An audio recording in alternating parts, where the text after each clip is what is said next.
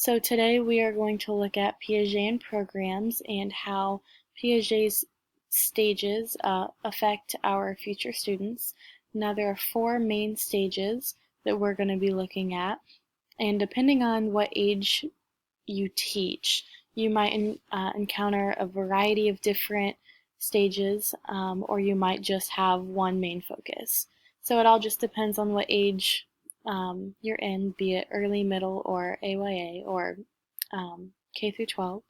The first stage that we're going to look at is sensory motor stage, and this occurs in newborns through 2 years old. So the odds of encountering this in a classroom, unless it's a daycare, aren't very high. So this is the stage that infants learn by the basic senses, including seeing, hearing, and touching, and through these senses they are able to construct an understanding of the world by coordinating their experiences with physical actions. And it is during this stage that object permanence is acquired, and we will actually come back to that later on in a couple slides. The next stage, number 2, is pre-operational. And this is for children 2 to 7 years old, and this is mostly early childhood. Children are able to understand basic concepts and symbols, but do not yet understand concrete logic and cannot mentally manipulate information. So a child, for example, might have issues doing mental math. And they also don't have the ability to take another's perspective. They are very egocentric. The third stage that we're going to look at is concrete operational. This occurs in children 7 to 12 years old, so towards the end of elementary and towards the beginning of middle childhood. Children in these stages start solving problems in a more logical fashion, but abstract and hypothetical thinking has not quite developed. They tend to struggle with this abstract and hypothetical concepts. And the fourth and final stage is formal operational, and it occurs in children 12 years old and onwards, so including us and anybody else as well that is over 12 years old. This is where children and adolescents develop abstract thinking and are able to perform hypothetical and deductive reasoning.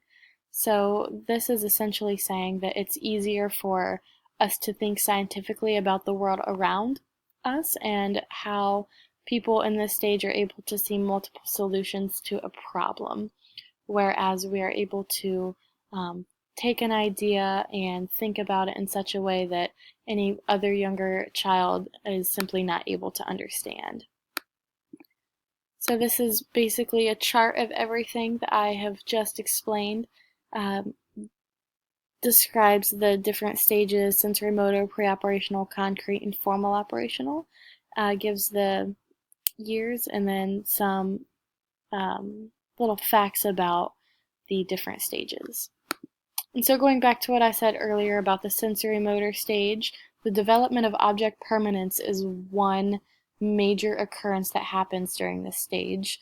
And this is in fact when, for example, as you see in the first photo, with the baby in the red t-shirt, that the child sees this blue toy that is sitting on the table, and however, when the toy is hidden behind this white paper, it becomes clear to see that the child is kind of at a loss, like, he doesn't really understand that there's a toy behind the paper. This is kind of where the saying out of sight, out of mind comes into play, because he can't see it, so it's not in his mind.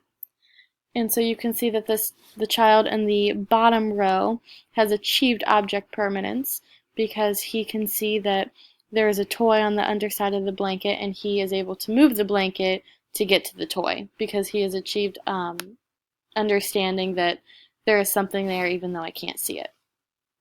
Now for the water glass experiment, this occurs in the pre-operational stage, where for step 1 there are 2 equal-sized glasses with an equal amount of water in it, and the water from one glass is poured into a taller, skinnier cylinder, which is then right in front of the child so that they see that the water from the one cup is being poured into the skinnier, taller cylinder.